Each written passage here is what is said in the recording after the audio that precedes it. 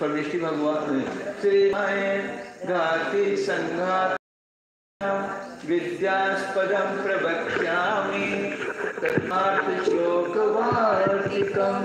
पंच परमेश्वर भगवान की जय। 24 तीर्थंकर भगवान की जय। देवादिदेव हजारी पार्श्वनाथ भगवान की जय। परम पूज्य आचार्य श्री उमा स्वामी जी महाराज की जय। परम पूज्य आचार्य श्री विद्यानंद स्वामी जी महाराज की जय। परम पूज्य आचार्य श्री शांति सागर जी महाराज की जय। परम पूज्य आचार्य श्री विमल सागर जी महाराज की जय। परम पूज्य आचार्य श्री सम्मति सागर जी महाराज की। परम पूज्य आचार्य श्री अभिनंदन सागर जी महाराज की। परम पूज्य आचार्य गुरुदेव सुंदर सागर जी महाराज की। गुरुदेव समंत भद्र स्वामी की जय। जय बोलो परम पूज्य आचार्य सुयस सागर जी महाराज की जय। नमोस्तु नमोस्तु महाराज। पेज नंबर 23 है, तत्व सूत्र श्लोक वार्तिक का दूसरा भाग है, उसमें 23 नंबर का पेज है। तो यहाँ बता रहे हैं दूसरे सूत्र में है तत्वाश्रद्धानम सम्यक दर्शनम। तो ये लक्षण सम्यक दर्शन का बताया, सम्यक ज्ञान सम्यक चरित्र का लक्षण अलग से नहीं बताया, क्योंकि शब्द उसके शब्द से ही उसके अर्थ का पता चलता है, शब्द की निरुक्ति से ही, इसलिए उसका अलग से लक्षण नहीं बताया। और सम्यक दर्शन में अतिव्याप्ति दोष आता है, अव्याप्ति दोष आता है, इसलिए उसका लक्षण सूत्र में बताया है। ऐसे जहाँ जहाँ उसकी निरुक्ति से अर्थ समझ में आता है, उसका लक्षण सूत्र अलग से नहीं बनाते हैं। ये आजकल हुआ था। अब आगे शंका कर और शंका करता है। 10 नंबर का श्लोक। 10 नंबर का श्लोक। इच्छा श्रद्धा निमित्तेके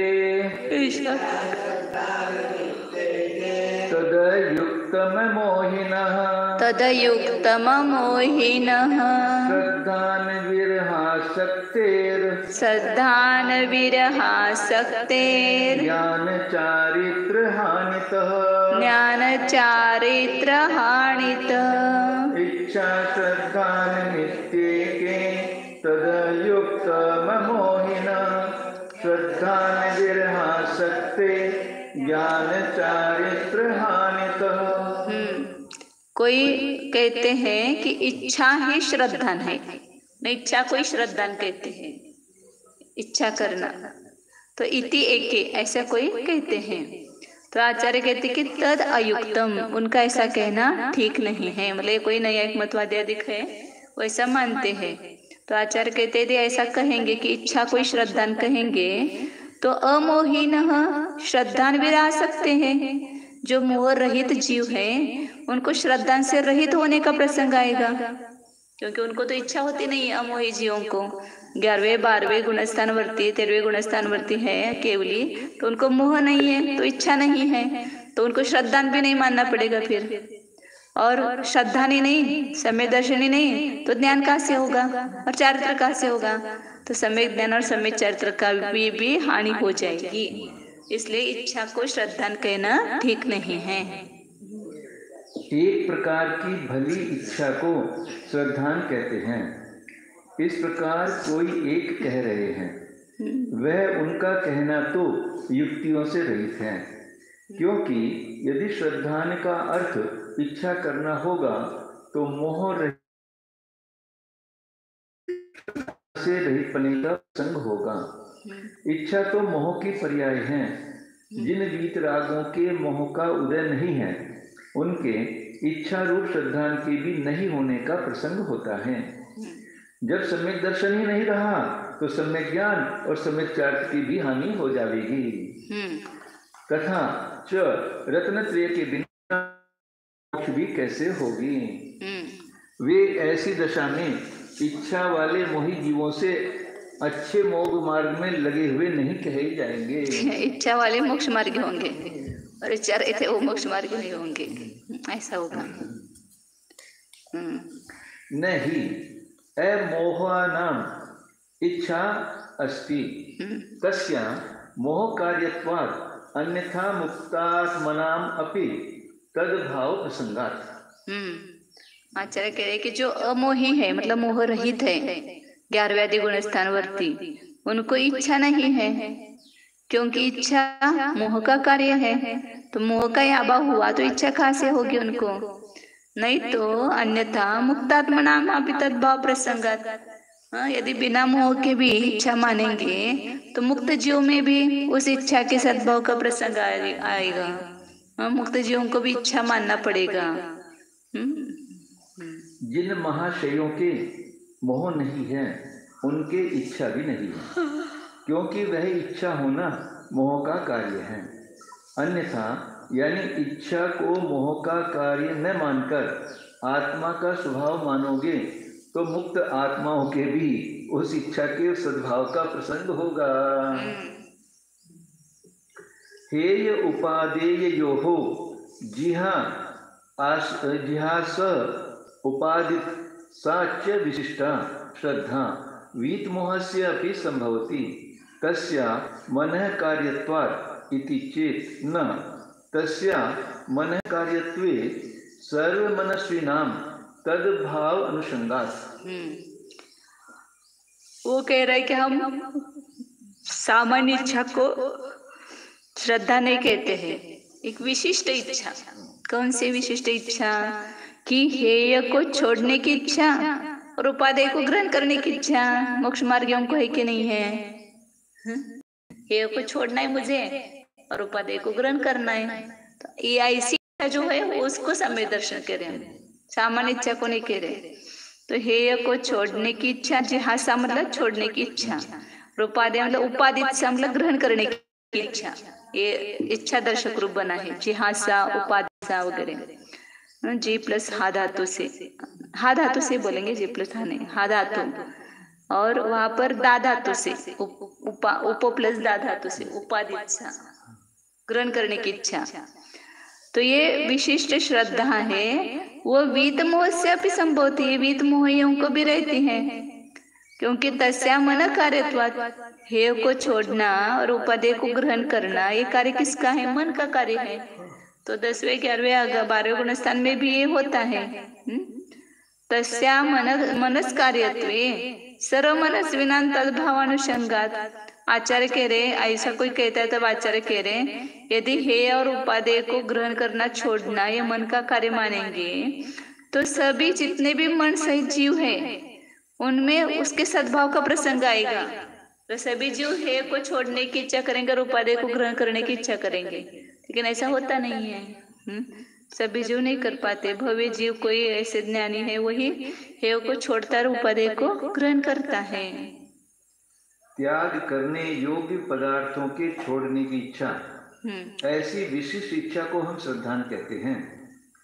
वह श्रद्धा तो मोह रहित साधुओं के भी संभवती है, क्योंकि वह विशिष्ट प्रकार की इच्छा मोह का कार्य नहीं है, किंतु वह तो विचार करने वाले मन का कार्य है।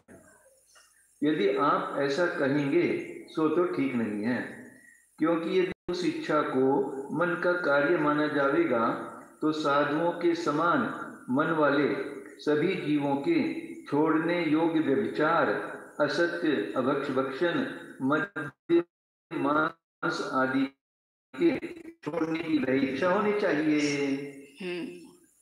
और किंतु ऐसा देखा नहीं जाता है। कोई विरल उदासीन विचारशीलशाली भव्य जीव शेष जीवों की तो अनर्गल प्रवृत्ति हो रही है। कितना है उपादेय का विचार चलता है कि मुझे नहीं करना है और ये मुझे करने योग्य है, ऐसा विचार भी नहीं आता है। ये राग द्वेष भाव मुझे करने योग्य नहीं है, ऐसा आता है क्या विचार? पुत्र पर प्रेम नहीं करना चाहिए, ऐसा आता है क्या विचार? आता है लेकिन बाद में बदलता है। बदल जाता है। तो आचार्य कहते हैं सबकी नहीं होती ऐसी इच्छा। दीक्षा देना अच्छी बात है। ज्ञान अपेक्षम मनः कारणम इच्छायः इति चेतना केषांचित् मिथ्या ज्ञान भावे अपि उदासीन दशायां हेयेषु उपादित्सा अनवलोकनात् उपादेयेषु च जिहासा अनुभावात् परेषां सम्यक् ज्ञान सद्भावे अपि हेय उपादेय जिहासा उपादित्सा विरहात्। विरहात्। ज्ञान अपेक्षा मन कारणम इच्छाया। ज्ञान की अपेक्षा से मन जो है वो इच्छा का कारण है। इच्छा क्यों उत्पन्न हुई? ज्ञान के द्वारा जब मन में हमने विचार किया तो इच्छा उत्पन्न हुई। तो इच्छा मोह का कार्य नहीं है, इच्छा किसका कार्य है? ज्ञान का कार्य, ऐसा उसका कहना है। तो आचार्य कहते कि इति चेत न, ऐसा कहे तो नहीं, क्योंकि किन्हीं जीवों के मिथ्या ज्ञान का सद्भाव होने पर भी, मिथ्या ज्ञान है लेकिन उदास, वो भी वैराग्य होता है ना, उनको भी उदासीनता आती है, तो उनको भी हेय पदार्थों में ग्रहण की इच्छा नहीं होती है, और जो उपादेय ग्रहण करने योग्य उनमें छोड़ने की इच्छा नहीं होती है। हेयशु उपादित अनवलोकनात्, हेय पदार्थों में ग्रहण करने का अवलोकन नहीं होता है, और उपादेयों में छोड़ने का अनुभव नहीं होता है, इसलिए वहां पर भी ये रहता है। परेशान सम्यक ज्ञान, और किन्हीं ज्ञानी जीवों के सम्यक ज्ञान का सद्भाव होने पर भी कभी हेय और उपादेय को छोड़ने और ग्रहण करने से रहित है। इसलिए इसको ये नहीं कह सकते ज्ञान का कार्य है ऐसा छोड़ना और ग्रहण करना। सर्व ही मनस्वी जीवों के मन का कार्य इच्छा नहीं है, किंतु सम्यक ज्ञान की अपेक्षा रखने वाले मन रूप कारण का कार्य विशिष्ट श्रद्धा करना है। अतः सभी मनुष्यों के उपादेय की इच्छा होने का प्रसंग नहीं है, ऐसा कहोगे सो भी ठीक नहीं है, क्योंकि किन्हीं मिथ्या दृष्टि जीवों के मिथ्या ज्ञान के होते हुए भी उदासीन अवस्था हो जाने पर हेय पदार्थों में ग्रहण करने की अभिलाषा नहीं देखी जाती है। कितने मिथ्या दृष्टि जीव द्रव्यलिंगी मुनि है, तो छोड़ते हैं ना हेय पदार्थों को और उपादेयों को ग्रहण करने की इच्छा करते हैं। हाँ, फिर भी सम्यक दर्शन नहीं है उनको। सुनो ध्यान से, 5 मिनट मिले आपको। इच्छा नहीं जा रही है, क्या करे? देखो, मिथ्या दृष्टि जीवों के मिथ्या ज्ञान के होते हुए भी उदासीन अवस्था हो जाने पर हेय पदार्थों में ग्रहण करने की अभिलाषा नहीं देखी। मतलब ये योग है, उनको ग्रहण करने की अभिलाषा नहीं होती है, और ग्रहण करने योग पदार्थों में छोड़ने की इच्छा नहीं जानी जा रही है। जो ग्रहण करने योग्य हैं उनको ग्रहण कर रहे हैं, उनको छोड़ने की इच्छा नहीं हुई। अर्थात मिथ्या ज्ञान के होते हुए भी वे उदासीन अन्य लोग झूठ, चोरी, व्यभिचार आदि छोड़ने योग्य भावों में छोड़ने की इच्छा रखते हैं, और ग्रहण करने योग्य ब्रह्मचर्य, सत्संगति, उपेक्षा आदि भावों में ग्रहण करने की इच्छा रखते हैं। अतः सम्यक ज्ञान की अपेक्षा रखने वाले मन के साथ इच्छा का कार्य कारण भाव बनाने में व्यतिरेक व विचार आता है, तथा दूसरे सम्यक दृष्टि धनी कुटुंबी श्रावकों के सम्यक ज्ञान के होने पर भी राग द्वेष की तीव्रता होने पर छोड़ने योग्य कुटुंब, धन और आरंभ से की हुई हिंसा तथा सूक्ष्म झूठ आदि में त्यागने की इच्छा नहीं है, सम्यक ज्ञान होते हुए भी। और ग्रहण करने योग्य दीक्षा लेना, अखंड ब्रह्मचर्य, अचौर्य, महाव्रत, शुक्ल ध्यान आदि में ग्रहण करने की इच्छा नहीं देखी जाती है, समय दर्शन का सद्भाव होने पर भी। चतुर्थ गुण स्थान वर्ती है समय दृष्टि, तो उसको परिग्रह छोड़ने की इच्छा नहीं और दीक्षा लेने की इच्छा नहीं देखी जाती। इसलिए कारण के होने पर भी कार्य के न होने से इच्छा और ज्ञान अपेक्ष मन के कार्य कारण भाव में अनवैध विचार भी हुआ। कारण के होने पर भी कार्य नहीं हो रहा है और नहीं होने पर भी हो रहा है कार्य। विशेष अपेक्षा मन सह तद इच्छा प्रभुः इति अपि न युक्तम, तद अभावे अपि कस्यचित् इच्छा उत्पत्तेः तद भावे अपि चेत् च इच्छा अनुद्भवात्। विषय विशेष अपेक्षात मनसः, विशेष विषयों की अपेक्षा से अपेक्षा रखने वाला जो मन है, किसी विशेष वस्तु की इच्छा करने वाला जो मन है, उस मन से तद इच्छा प्रभाव, उस इच्छा की उत्पत्ति होती है। ऐसा इत्यपि न युक्तम, ऐसा भी कहना योग्य नहीं है। क्योंकि तद अभावे अपि, वो मन नहीं, विशेष विशेष विषय की इच्छा नहीं होने पर भी, उसका अभाव होने पर भी किसी के इच्छा की उत्पत्ति होती है। तद भावे अपि च इच्छा अनुद्भवात, और उसके होने पर भी इच्छा नहीं होती है। तो इसलिए उसका इच्छा के साथ कोई संबंध नहीं है, मन से इच्छा के साथ कोई संबंध नहीं है।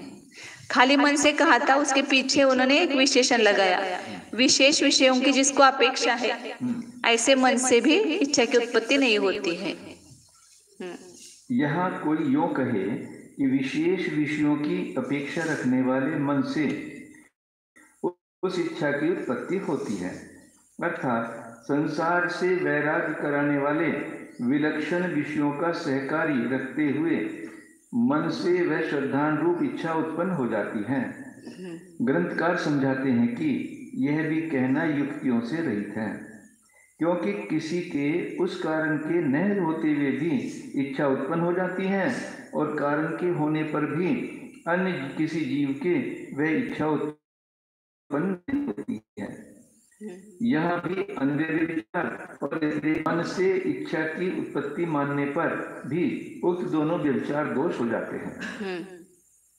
कभी कभी किसी पुण्यशाली राजा महाराजा को वैराग हो जाने पर भी धर्म की, राज्य की और कुटुंब की तथा धर्मायतनों की व्यवस्था करने के लिए ग्रस्त अवस्था में रुका रहना पड़ता है।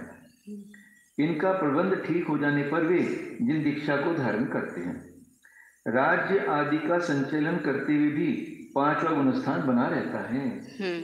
किंतु मुनि अवस्था में तीव्र शल्य के हो जाने पर छठवां सातवां तो दूर रहा, पांचवा चौथा गुणस्थान भी नहीं सुरक्षित रह पाता है, नहीं रहता है, शल्य हो जाए तो मुनि में। तथा बाहुबली स्वामी के संपूर्ण साम्राज्य का विजय करने पर भोगो भोग हो जाने से एकदम इतना वैराग हो गया कि पुत्र को राज देना आदि व्यवस्था के लिए भी इच्छा न हुई और तत्क्षण महाव्रती बन गए। जिसका वो भोगे, हमें क्या करना है। कालादयः अनेन एव इच्छा हेतुः विध्वस्तः तेषां सर्वकार्य साधारण कारणत्वाच्च न इच्छा विशेष कारणत्व नियमः। अब दूसरे कोई कहते कि इच्छा के कारण और दूसरे भी कारण मानते हैं, जैसे मन का कार्य माना, ऐसे काल आदि जो है योग्य काल आने पर या विशिष्ट क्षेत्र या आदि पदार्थ जो है वो इस इच्छा के कारण ऐसा मानते हैं, तो उसका खंडन कर रहे हैं। कालादयः अनेन एव इच्छा हेतु वो विध्वस्तः, काल आदि जो है विशिष्ट समय आदि इच्छा के कारण ऐसा कहने वाले जो है उनका इसी के द्वारा खंडन हो गया। पूर्वोक्त खंडन से उनका खंडन हो गया, क्योंकि कई पर कालादिक होते हुए भी इच्छा नहीं होती है, और इच्छा होते हुए भी मतलब काल नहीं होते हुए भी होती है, तो उसका कोई काल से संबंध नहीं है इच्छा का, क्योंकि तेषाम सर्व कार्य साधारण कारणत्वात्, काल आदि जो है वे संपूर्ण कार्यों में साधारण कारणपणा होने से सामान्य निमित्त है।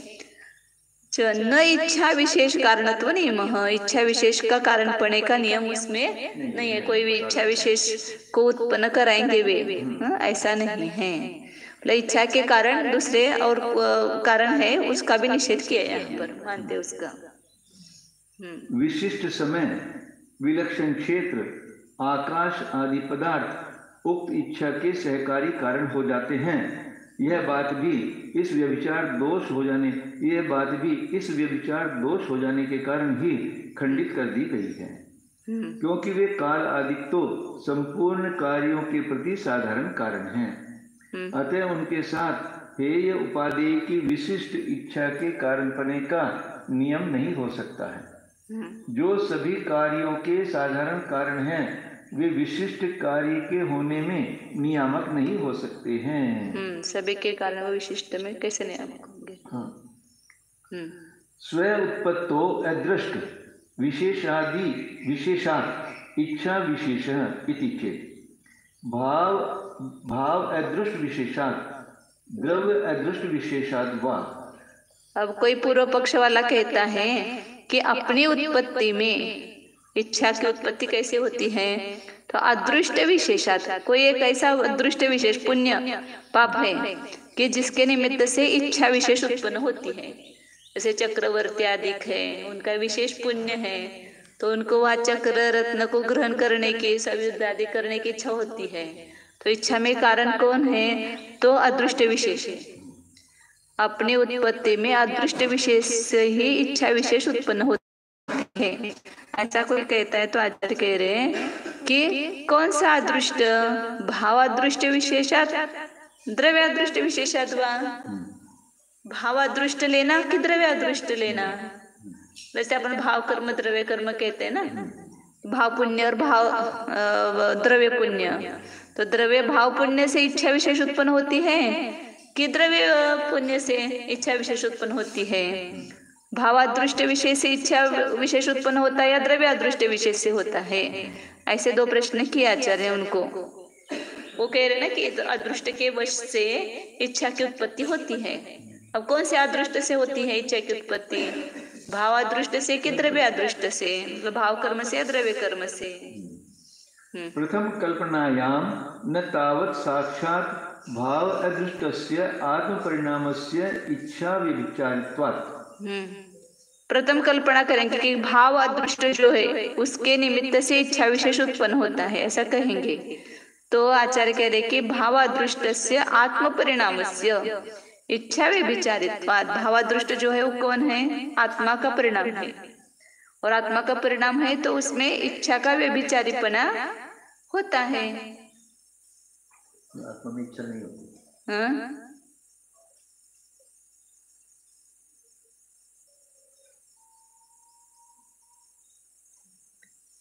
मतलब वहां पर भावादृष्ट है लेकिन परिणाम है, लेकिन इच्छा नहीं है, ऐसा हो सकता है। इच्छा का व्यभिचारीपना है।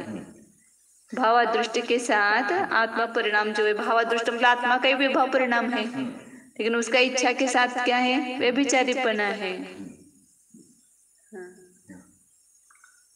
परंपरिया चेत तर्हि द्रव्य अदृष्टात् एव साक्षात इच्छा उत्पत्ति ही तच्च द्रव्य अदृष्टम मोहिनी आख्यम कर्म हेतुत्वात् उन्मत्त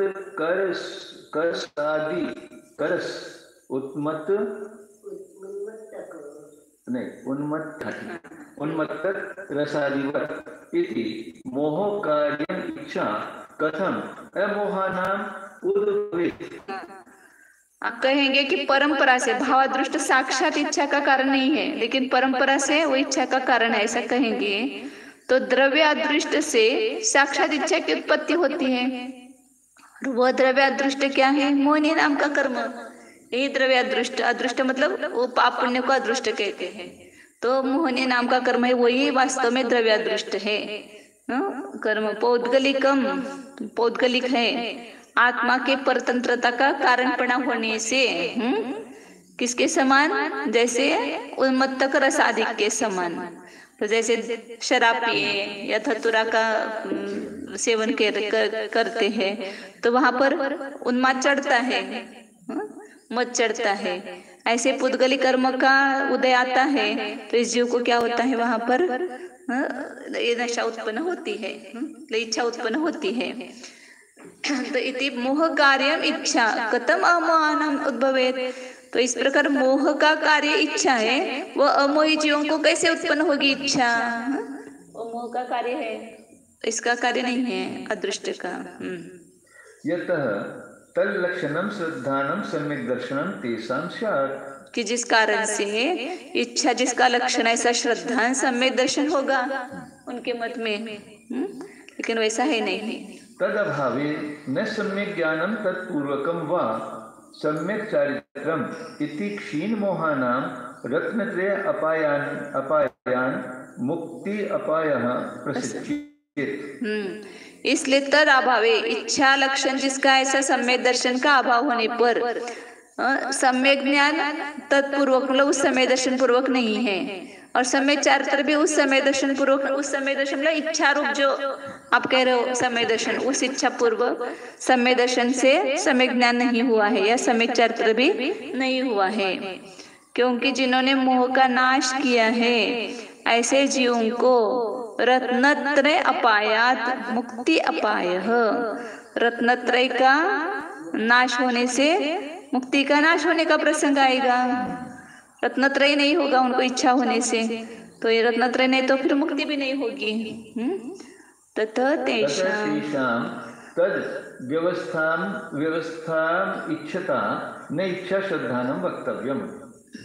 इसलिए तेषाम उनकी अपेक्षा से उस व्यवस्था को चाहने वालों को इच्छा को श्रद्धा नहीं कहना चाहिए। इच्छा मतलब ही श्रद्धा नहीं, ऐसा कह रहे ना, उसका निषेध यहाँ पर किया। इच्छा मतलब श्रद्धा नहीं, इच्छा तो मोह का कार्य है और श्रद्धा नहीं, ये तो सम्यक दृष्टि जीवों को मोह के अभाव से होता है। पूर्व पक्ष वाले कहते हैं कि अपनी उत्पत्ति में विशेष पुण्य पाप से विशिष्ट इच्छा, पुण्य पाप से विशिष्ट इच्छा के उत्पन्न होने का नियम कर लिया जाएगा। जैसे कि विशिष्ट ज्ञान के होने का नियामक विशिष्ट क्षयोपशम है, या रोगी निरोग, धनी निर्धन, मूर्ख पंडित आदि की व्यवस्था करने वाला अंतरंग पुण्य पाप कर्म माना जाता है। संसार के सभी विशेष कार्यों में अदृष्ट नियामक है। ग्रंथकार बोलते हैं कि यदि ऐसा कहोगे तो हम पूछते हैं कि कर्मों के उदय से होने वाले अज्ञान, लोभ, असाता, सुभगता, साता रूप, सुख, राग आदि जो कि आत्मा के विभाव परिणाम माने गए हैं, ऐसे भाव कर्म विशेष से इच्छा की उत्पत्ति मानोगे तो पौद्गलिक द्रव्य कर्म विशेष से इच्छा करने की होने की व्यवस्था करोगे। बताओ, इनमें पहली कल्पना करने पर तो भाव कर्मों का और इच्छा का अव्यवहित रूप से कार्य कारण भाव होना ठीक नहीं पड़ेगा, क्योंकि भाव कर्म आत्मा का परिणाम है, वह इच्छा के साथ व्यभिचारी हैं।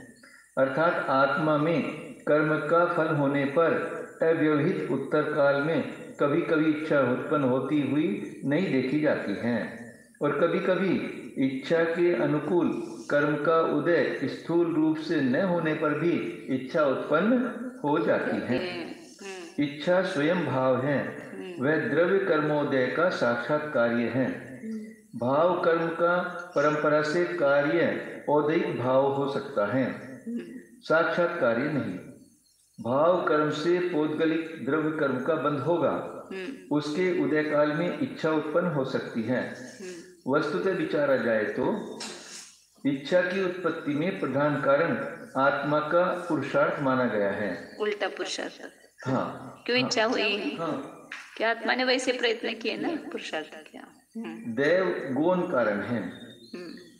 यदि अव्यवहित रूप से कार्य कारण भाव न मानकर भाव का इच्छा के साथ परंपरा से कार्य कारण भाव मानोगे, तब तो द्रव्य कर्म से ही अव्यवहित काल में इच्छा की उत्पन्न हुई। यह द्वितीय पक्ष का ग्रहण किया। अस्तु, वह द्रव्य कर्म तो मोहिनी नामक कर्म है, आत्मा का गुण नहीं है। जैसा कि वैशेषिकवादी अदृष्ट को आत्मा का गुण मानते हैं, आत्मा का गुण स्वयं आत्मा को पराधीन करने का हेतु नहीं हो सकता है।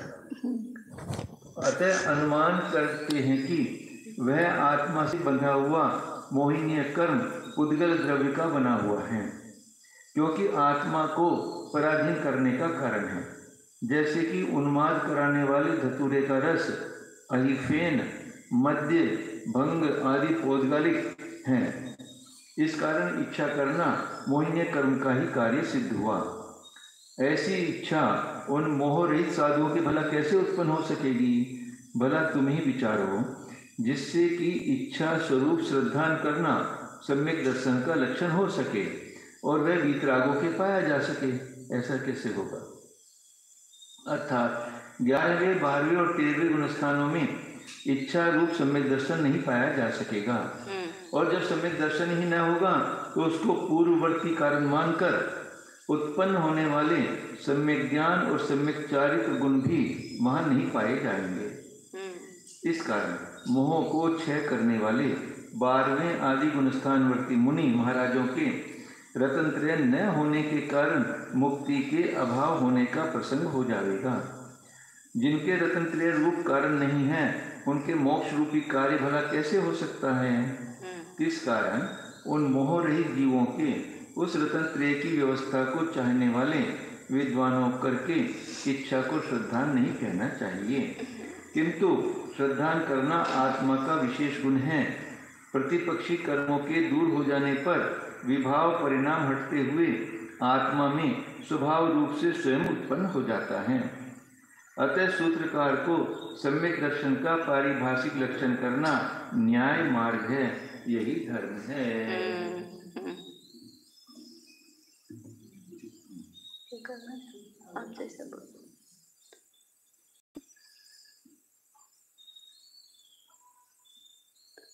आपको काम है तो बस कर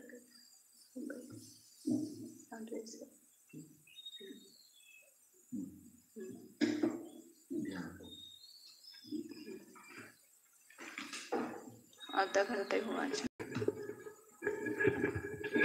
आधा घंटे हुआ है। ओम जानिए, यह मैं शुद्ध चैतन्यमय जीव ही हूँ, ज्ञान दर्शन लक्ष्य वाला हूँ। देखो अंदर, लक्षण की प्रसिद्धि से लक्ष्य की प्रसिद्धि होती है। ज्ञान दर्शन ये तो अनुभव में आ रहे हैं, चैतन्य भी अनुभव में आ रहा है। तो ये अनुभव में आया हुआ चैतन्य ही मेरा स्वरूप है, मैं उस रूप हूँ।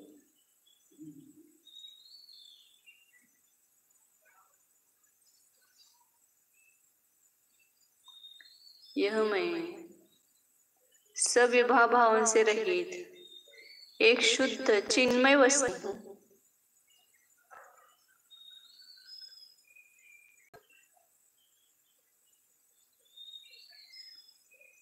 सच्चिदानंद स्वरूप,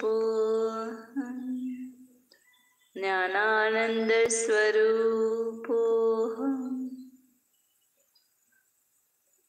अशरीरी स्वरूप, शुद्धोहम, एकोहम, ध्रुवोहम।